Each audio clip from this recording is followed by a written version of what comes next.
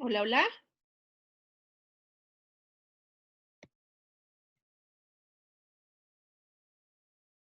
¿Ya están todos conectados, chicos?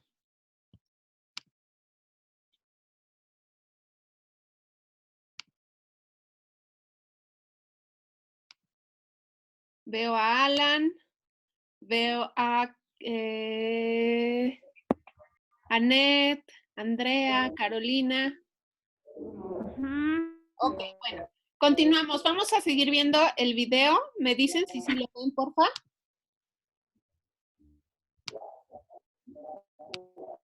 ¿Ahí lo ven? Sí. Sí. ¿Sí? Ok, vale. Sí. Hay otro Nemo, ¿lo sabes tú? Yo voy a jugar a esto. Si se dan cuenta, a este chiquitín que vemos aquí de azul, lo hemos visto que pega, lo hemos visto que insulta, habla de el ser tonto, ¿no? Y mientras le está diciendo tonto a los otros nos inmutan, o sea, parecería que lo ignoran. Y digo parecería porque esto en la vida real, realmente a los niños les afecta. ¿Cómo podemos darnos cuenta? Cuando podría ser un indicador, podría ser cuando un niño de esta edad no quiere ir a la escuela, ¿no? Entonces, se prenden los focos rojos, la maestra, la mamá va con, o el papá o quien lo cuide, va con a la escuela, le pregunta al docente, a la miss, al miss, ¿no? Oiga, es que mi hijo no quiere venir a la escuela. Ah, pues quién sabe. No, pues es que aquí nunca vemos que pelee con nadie ni nada. ¿Ok? Me refiero a los que están siendo atacados. Ojo. Y entonces parecería que no hay nada. ¿Por qué? Porque aquí no hubo una pelea. Sin embargo, sí hubo un insulto. Sin embargo, sí hay una agresión verbal. ¿Vale? Entonces es muy importante que consideremos esto. Yo también te he dicho que no me mataban nadie.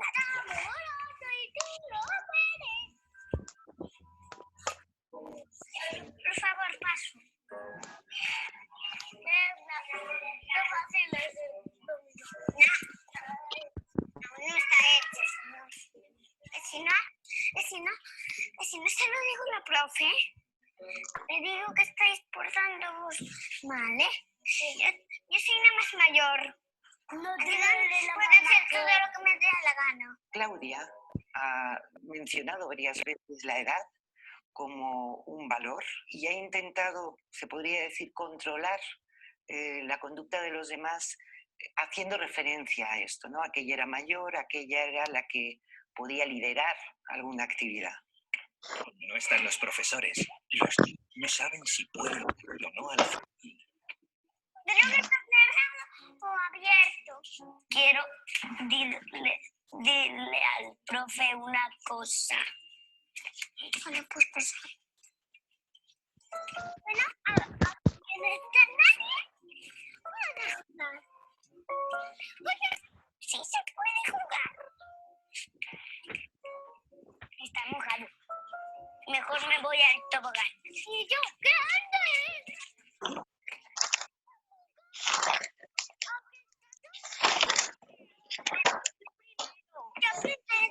Estaba yo antes que tú.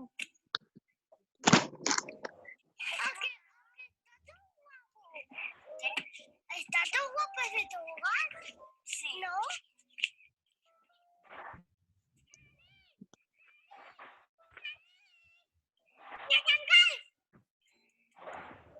Una forma habitual de conocerse es preguntar por el lugar de procedencia. Rodrigo, tú calla la boca.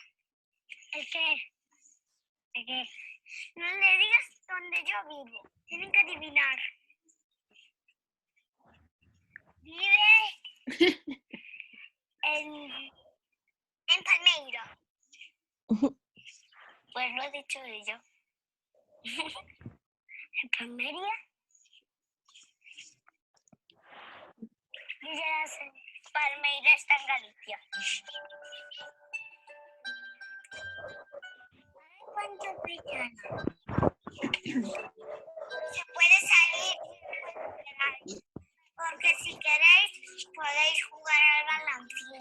Ay, a mí me encanta el balancín. Es francamente impresionante ver una niña de todavía no ha cumplido los 5 años que sea capaz de escrutar lo que están hablando, lo que están haciendo, y lo que pasa en su cabeza lo iremos descubriendo. Se refiere a esta niña que, si se dan cuenta, parecería ha sido la más tranquila. Sí.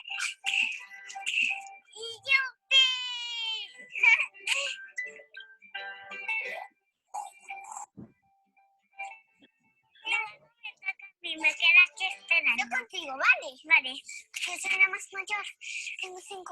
Tengo 6 años.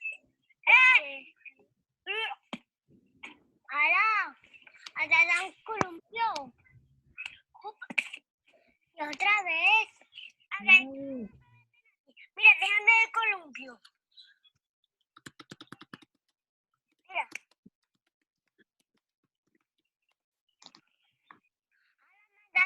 Coro. Igual.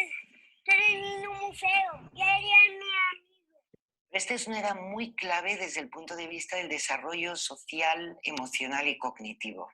Vamos a descubrir la capacidad de ponerse en el lugar de los otros, que todavía es incipiente, aspectos relacionados con la regulación emocional y otros muchos que los dejamos en suspenso. A ver, chicos, ¡Mariposa! díganme, ¿por qué podríamos creer que a los niños de esta edad les falta autorregulación emocional?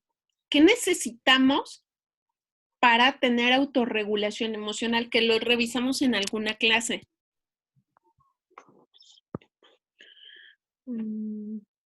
Hipótesis, no se trata de que tengamos la respuesta correcta, ¿no? Pero a ver, ¿qué podría ser? ¿Qué se imaginan que podría ser? Que tenga un solo estado de ánimo. Un solo estado de ánimo. Va con las cuestiones del estado de ánimo, pero más que tener un estado de ánimo, ¿qué sería? El comportamiento. Antes. No.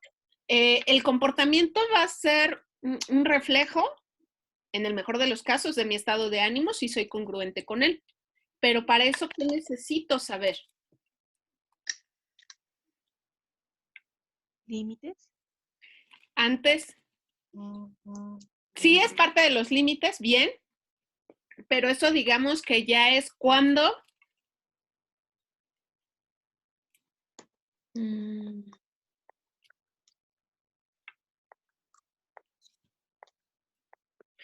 sabemos exactamente qué nos está pasando. Si yo no conozco la emoción, si yo no conozco el sentimiento, no le puedo poner nombre. Si no le pongo nombre, me causa un problema cognitivo. A todos nos ha pasado. Cuando tenemos, y eso sucede, bueno, siempre sucede a lo largo de la vida.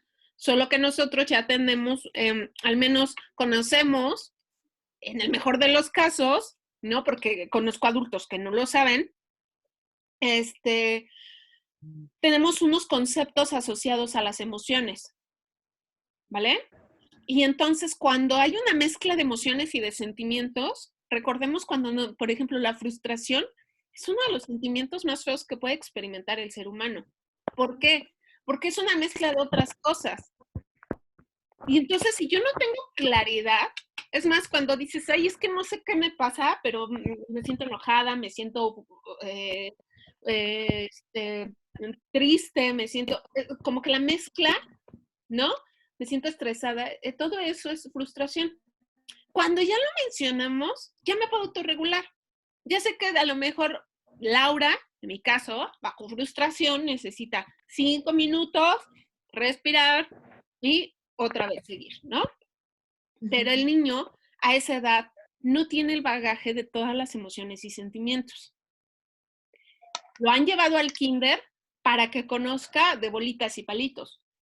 Pero en nuestra cultura occidental, en los países de tercer mundo, en los países en desarrollo, no se les habla de emociones, ¿no?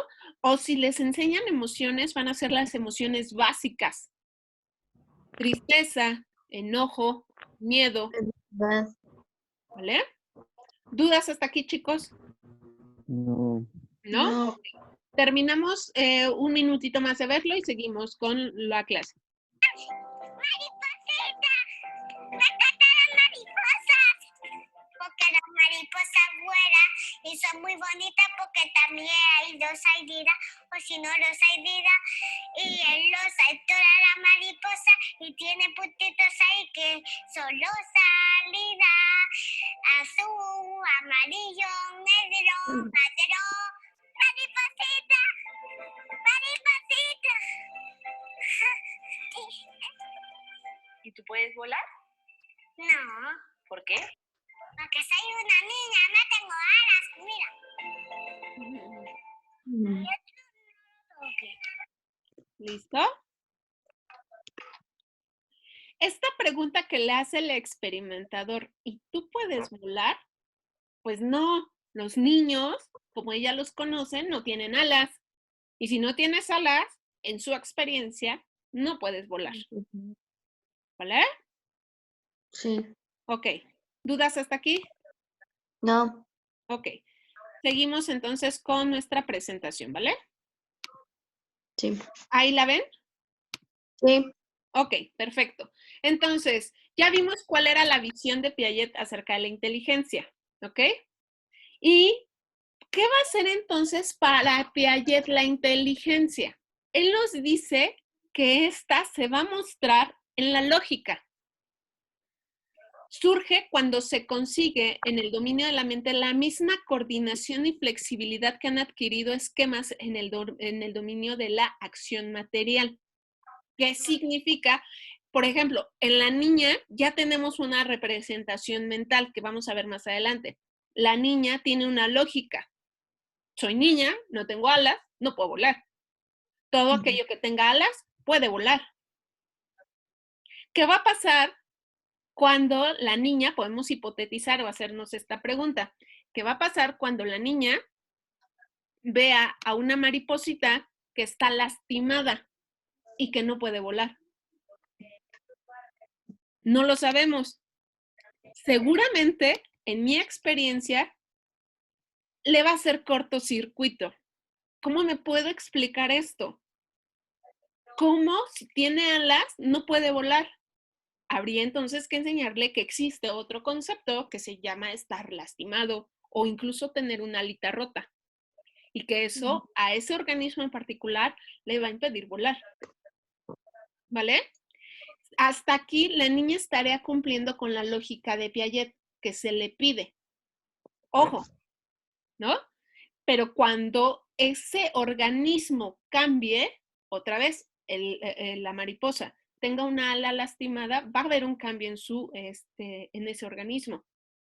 Y entonces la niña podría decir muchas cosas a las que está asociada. Por ejemplo, la niña podría decirnos, es que la mariposa está triste.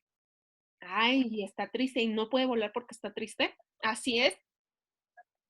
Porque ella ha conocido el concepto de tristeza como un impedimento a veces para hacer cosas, mientras que el concepto de tener una ala rota tal vez no lo conozca. Y entonces ahí la niña, desde la postura de Piaget, ya no sería una lógica la que tendría. ¿Ok? Ok. En esta fase, el niño no es social. Se encuentra encaminado a serlo, pero solo en el momento en que en el intercambio dialogado por el lenguaje entre plenamente en vigor, será auténticamente social, ya que solo en ese momento será capaz de participar de la vida interior del otro. ¿Ustedes qué creen acerca de esta aseveración? ¿Es o no es el niño social? Sí, es social, mi. Definitivamente es social. Que no sepa todavía cómo serlo y está aprendiendo, eso es punto y aparte. Pero recordemos que desde el primer momento en que nace un niño, su desarrollo ya es social incluso antes de nacer. ¿Ok? Antes de nacer ya si es niña, si les dijeron a los papás que es niña, ya todo es color de rosa, ya le arreglaron su cuarto de acuerdo a una niña en este contexto sociocultural. Si es niño, entonces todo va a ser azulito amarillo, ¿no? Digo, aunque se están rompiendo estos esquemas, pues todavía hay como mucho de ello, ¿vale? ya está siendo social. ¿Por qué? Porque hay una sociedad que ya tiene unas ciertas expectativas acerca de él. Desde ese momento ya es social. Cuando nace, el momento en que el niño se lo ponen en el pecho a la madre, ¿no? En el nacimiento, ya está teniendo una interacción, ya es social. Desde el momento, a lo mejor por el lado contrario, si hubiera una situación con el bebito y entonces lo tienen que intubar o meter inmediatamente a una incubadora, finalmente sigue siendo social, porque hay una serie de personas que lo van a intubar, hay una serie de personas que lo van a meter en una incubadora. Ese niño retroalimenta a esos doctores y enfermeros y a su vez estos doctores y enfermeros lo están retroalimentando a él, ¿no? He visto, por ejemplo, en niños que recién nacidos, que fueron, que están en incubadora, muchas veces la mamá está de alta antes y él sigue en incubadora, que empieza a responder ante el llamado del enfermero o la enfermera que lo ha estado cuidando durante todo este tiempo. ¿Por qué? Porque cuando están en incubadora, regularmente en sectores públicos, se hace un día de visita en el que puede ir la mamá, en un horario en particular, ¿no? Y van a estar fuera la mayor parte del tiempo. Entonces, el niño empieza a asociarse más con el enfermero o la enfermera. No queremos decir que lo quiere más, no. Simplemente, pues esa persona está siendo retroalimentada por él y él por ella, ¿vale? Para este Piaget, entonces, para que un niño pudiera ser social, tendría que responderle al otro y participar en la vida interior del otro. Si lo viéramos desde afuera, de acuerdo a esta definición, los niños que estamos viendo en su mayoría no son sociables en el video. Sin embargo, vemos que sí reaccionan corporalmente y en acciones ante lo que los otros le dicen. Ejemplo, cuando el niño le dice, no salgo a jugar porque te reíste. ¿Qué hizo el otro? Y chin, ya me cachó y se retiró. Es una retroalimentación de acciones, ¿vale? Para Piaget, la fase del niño preguntón que se va a dar en esta etapa es decisiva en este proceso de socialización de pensamiento. Para Piaget, ¿por qué? Piaget nos diría, es que cuando está preguntando es que quiere socializar. Sí, pero agregaríamos a la postura de Piaget que en el momento en que el niño está preguntando, se está haciendo de un acervo lingüístico, conceptos que le van a permitir expresarse en un futuro. ¿Vale? ¿Dudas hasta aquí? No. ¿No? Ok, seguimos entonces. Piaget propone que el niño se liberará del egocentrismo a medida que aprecia los conflictos entre sus puntos de vista y de sus interlocutores. Chin, lo que hago como que no es bien visto, o sí es bien visto.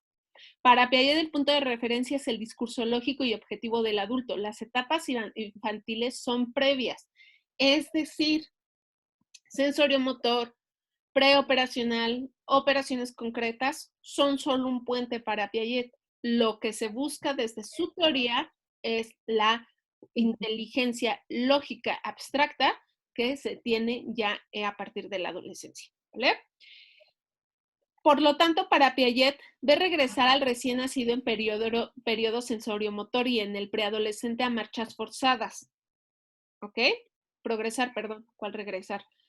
¿Qué quiere decir? Que para Piaget, el sensorio-motor, perdón, y en el de operaciones concretas, para él son como las etapas más importantes donde parece que los niños, por decirlo de alguna manera muy burda, le están echando ganas para obtener la inteligencia. Ojo. Sin embargo, la etapa que estamos revisando, ¿no? Preoperacional para él sería una etapa de transición. ¿Ok? Y lo único que está haciendo el niño en esta etapa desde la visión de Piaget es quitarse el egocentrismo. ¿Vale? ¿Cuáles son las cuestiones críticas que se han hecho a esta propuesta de Piaget? Primero, que se rechaza la idea del desarrollo de la mente como inteligencia. Si nos ponemos a pensar mucho tiempo, la inteligencia se medía a través del lenguaje, operaciones matemáticas y operaciones lógicas. Eso te decía si eras inteligente o no. Ahorita ya tenemos una gama de inteligencias. Tenemos gente que en su vida puede hacer una ecuación cuadrada, ¿no? Pero que son excelentes nadadores, ¿vale? Entonces ya hablamos de múltiples inteligencias, ¿ok? La especificidad y el tiempo de desarrollo cognitivos se dan dentro de cada dominio. Recordemos que para él, si no estás en esa etapa cumpliendo con ciertos requisitos, estás en un desfase. Y esta es una crítica que se le hace a él. Al mismo tiempo existe una conexión entre los dominios de manera que la mente actúa en coherencia. Esta visión se aproxima más a la experiencia cotidiana que la que propuso Piaget. De hecho, existen niños que son brillantes en alguna habilidad motriz, perceptiva, espacial, de expresión verbal o de creatividad, sin que destaque el resto de las exigencias escolares. ¿Ok? Por ejemplo, de estos niños que hemos visto en el video, ¿podrían decirme alguna inteligencia que demuestre alguno de ellos, de esta variedad de inteligencias que ya manejamos?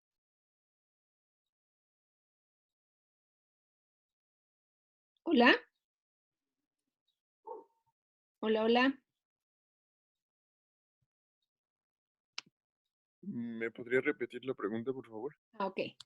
De los niños que hemos revisado de este video, ¿podemos observar alguna inteligencia en alguno de ellos? ¿Cómo inteligencia es? ¿O alguna habilidad que tengan? La niña que estaba sentada estaba coloreando. Mientras Ajá, todos estaba estaban como agarrando, ella callada. estaba coloreando. Exacto. Ahí podríamos incluso hablar hipótesis, de una creatividad, de la habilidad de concentración. Si lo viéramos desde la perspectiva de Piaget, seguramente si quisiéramos interactuar con esta niña poniéndole los experimentos de Piaget, tal vez no le llamarían la atención, ¿vale? Porque la sacaríamos de sí misma. ¿Recuerdan lo que está diciendo la psicóloga encargada del estudio? Es sorprendente que a esa edad se siga manteniendo tan concentrada y tan ecuánime, ¿vale? Ujú. Entonces, ya nos está hablando de una habilidad que no son las mismas que tener una operación concreta o que hablar mucho o tener los conceptos claros como para el concepto de Piaget de inteligencia se refería, ¿vale? Ok. Sí.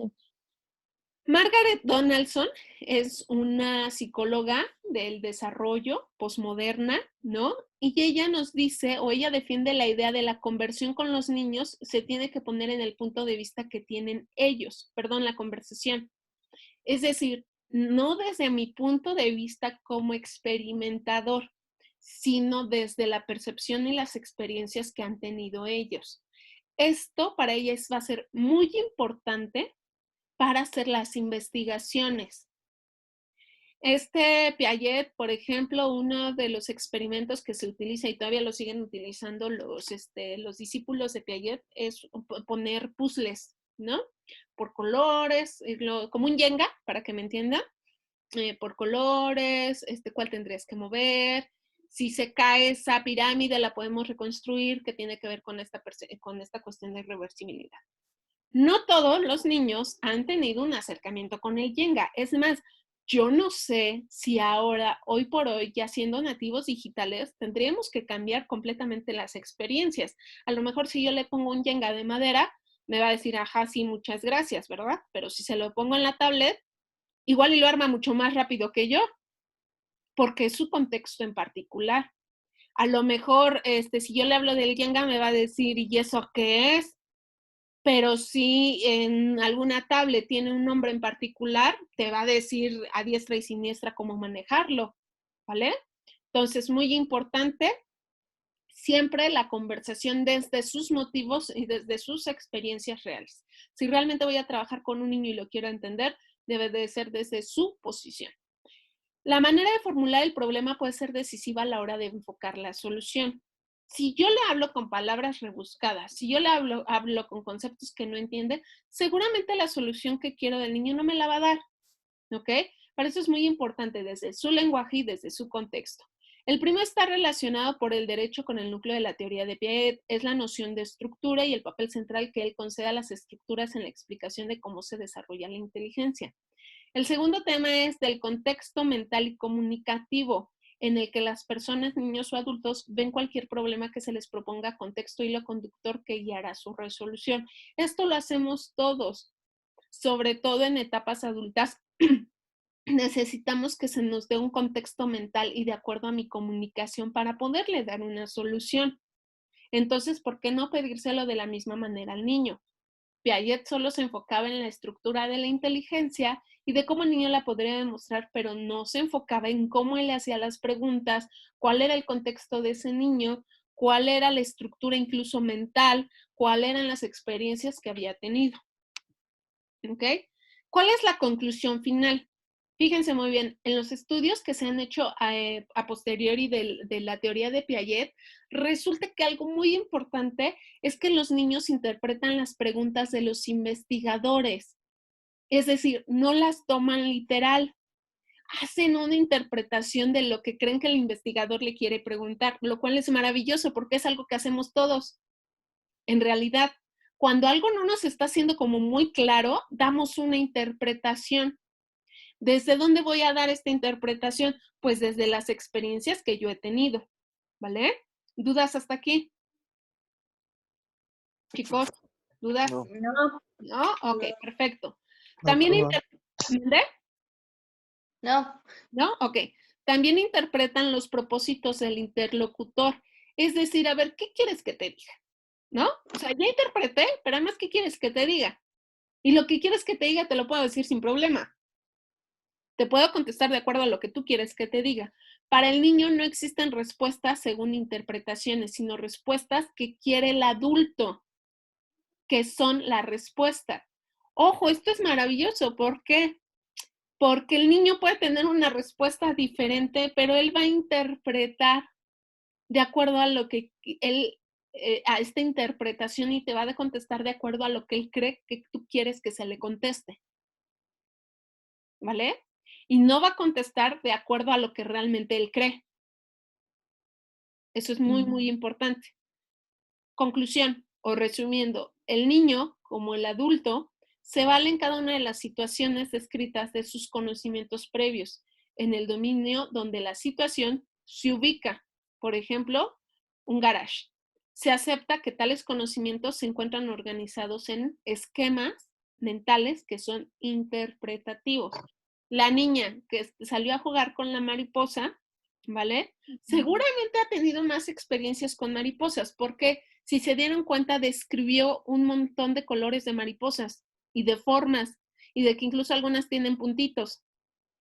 Si se dieron cuenta, la niña más grandecita, la que siempre está diciendo que es la grande, se quedó como observando, ¿no? ¿Qué hacía la otra niña con la mariposa? Me da la impresión de que no tendría tanta relación con mariposas. La otra niña sí. Incluso cuando le pregunta el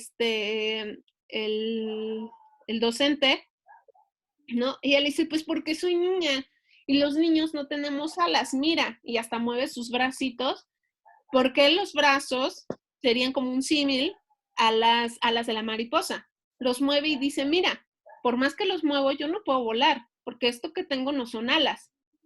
¿Ok? ¿Dudas hasta aquí? ¿Duda, chicos? No, yo profesora. No. Ahora sí, lo que revisamos hasta Profesora, ahorita. yo tengo una duda, perdón. Sí. Por ejemplo, ¿es necesario o es como que 100% de ley, por así decirlo, que debe de describir con demasiadas características para que sea como algo muy significativo, por así llamarlo? No. Recordemos que incluso los niños pueden tener muchas ideas en la mente que no nos van a poder decir. Uno, puede ser porque no quiere. Dos, porque a lo mejor sabe que lo que pueda decir, ellos lo saben, puede ser no bueno. O más bien no bueno, más bien no bien aceptado por los adultos. O tres, porque no tiene todos los conceptos para describirlo. ¿Vale? Ok. Entonces, no es necesario, no, el indicador que nos estaría dando no es asertivo, entonces no podríamos fiarnos de la descripción de un niño para que nos dé indicadores de algo. Yo le sugeriría siempre irse por el juego simbólico. ¿Ok? Porque incluso en el juego simbólico, cuando, por ejemplo, niños que sí han sido abusados sexualmente, ellos no te van a decir, es que hubo un coito, es que hubo penetración, es que me tocó la vagina. De repente, Te lo van a explicar conforme a su lenguaje, ¿no? así es. Regularmente, o por ejemplo, un caso que he escuchado es el de una nena que sabíamos que estaba siendo abusada sexualmente, se estaba haciendo como un estudio y peritaje, ¿no? Y entonces ella decía, es que mi tío me compraba, me decía que si me compraba chocolates, si, me decía que me iba a comprar chocolates y me dejaba agarrar la colita. Y entonces le decías, ¿y cuál es la colita? Pues esta. Y señalaba su vagina. Otros, por ejemplo, niños que han sido abusados sexualmente o varones, fíjense que en México una palabra muy común es la colita en los niños. Ellos no hablan de vaginas, no hablan de penes, no hablan de frotamiento, no hablan de masturbación. Ellos hablan de tocar la colita. También un niño en alguna ocasión se le hizo la misma pregunta y él nos decía, aquí, y bien lindo, porque pobrecito se agachaba y se señalaba lo que pues, es el ano, ¿no? Entonces, no tienen todo el bagaje que nosotros tenemos, por eso es muy importante el juego simbólico, ¿vale? ¿Ok? Vamos a continuar, nos quedan 8 minutos. Si se llegara a cortar, entonces regresamos en la siguiente hora, ¿vale? O quieren, les pregunto, o quieren seguir corrido o nos damos estos 10, 20 minutitos. Nos damos estos 20 minutitos. Perfecto, como casi nadie dijo nada, tomamos esa palabra. Vale, ok. Ahora sí vamos a entrar de lleno a lo que sería, quiero ahondar un poquito más, perdónenme, en la pregunta que me hizo su compañero. ¿Tiene que ser enriquecedor? Otra vez no, sobre todo si estamos viendo cuestiones, nos vamos a ir por la parte de intervención, lo que realmente nos importa siempre es la intervención. Si tengo cuestiones que están siendo de abuso en casa, el niño regularmente no nos va a describir muchas cosas. Él sabe que lo que está viviendo es doloroso, no le ha puesto nombre, no hay una regular, en una casa con negligencias familiares, seguramente no hay autorregulación emocional, entonces vamos a tener indicios de un niño triste, a veces un niño muy agresivo, ¿no? Un niño ensimismado, muy retraído, porque ¿qué está pasando con ese niño? Está tratando de interiorizar, pero también de sobrevivir en ese contexto que es realmente muy agresivo y violento, ¿vale?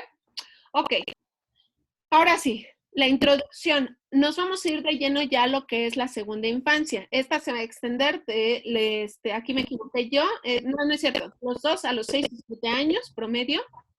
Los niños de hoy tienen acceso a una cantidad enorme de información escolar y mediática que incide intensamente en su mente. Ojo, también esto va a ser muy importante porque por lo que nos esté diciendo, incluso podríamos pensar que hay una cuestión negligente en casa, pero luego resulta que es por la telenovela que está viendo la abuelita cuando se lo dejan encargado, la telenovela que ven los papás, el juego de Xbox que juega el hermano mayor. O sea, es muy importante conocer realmente todas las actividades del niño para poder entender el contexto y no irnos por lo primero que nos podría estar indicando. ¿Ok? ¿Sí me escuchan ahí? Sí. Ok. Los niños se preguntan por qué y cómo sucede lo que sucede en su entorno natural. Todavía no está la pregunta el para qué sucede. El para qué sucede, es más, yo se los dejo de tarea. Muchas situaciones que tenemos en nuestra vida, nunca preguntamos por qué. Más bien, nunca preguntamos para qué, sino por qué.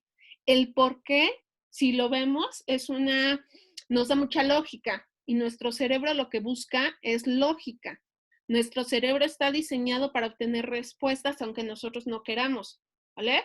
La pregunta del por qué nos va a dar una causa y un efecto, lo cual es lógico. La ciencia por eso es lógica, porque nos da una causa y un efecto. Dices, ya sé por qué sucede, ¿ok? Y en el por qué sucede, entre la causa y el efecto, es esa línea entre el por qué y cómo, más bien entre la causa y el efecto, está el cómo sucede. La lluvia, por ejemplo, ya sabemos que ciertos fenómenos evaporan las nubes, bla, bla, bla, y entonces llega la lluvia. Ya sabemos cómo sucede. ¿Para qué? Es una pregunta muy difícil para todos, porque necesita introspección. ¿Para qué está sucediendo todo lo que está sucediendo? Incluso es una pregunta que nos lleva a una cuestión espiritual. A ver, yo les pregunto, ¿por qué está sucediendo lo que está sucediendo a nivel mundial? Porque lo tomaron muy a la ligera y no tomaron precauciones. Puede ser. ¿Qué más?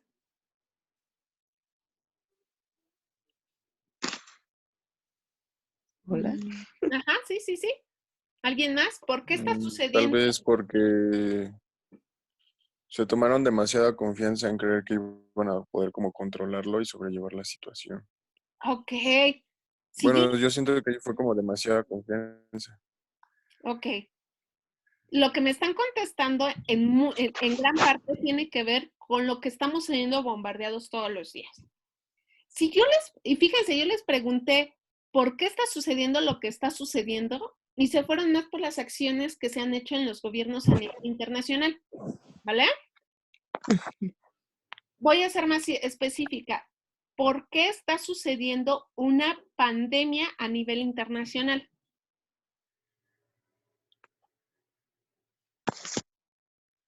¿Por el descuido de alguien? Ok, esa sería una respuesta lógica. Eso nos da causa-efecto. En un mercado de comida exótica en Wuhan, China, ¿no? Hubo un bichín que se adaptó al contacto con los humanos, mutó y entonces ahora puede vivir dentro de los humanos, ¿vale? Esta idea de que el murciélago y eso ya se sabe que no fue así. Es más, no saben de dónde de qué animal pudo venir directamente. Si yo les pregunto, ¿para qué? En realidad, ¿para qué creen que sucedió esta pandemia a nivel internacional? Como distracción. Ok, ¿qué más? ¿Cuál fue la pregunta, Miss? Perdón. ¿Para qué está sucediendo una pandemia a nivel internacional?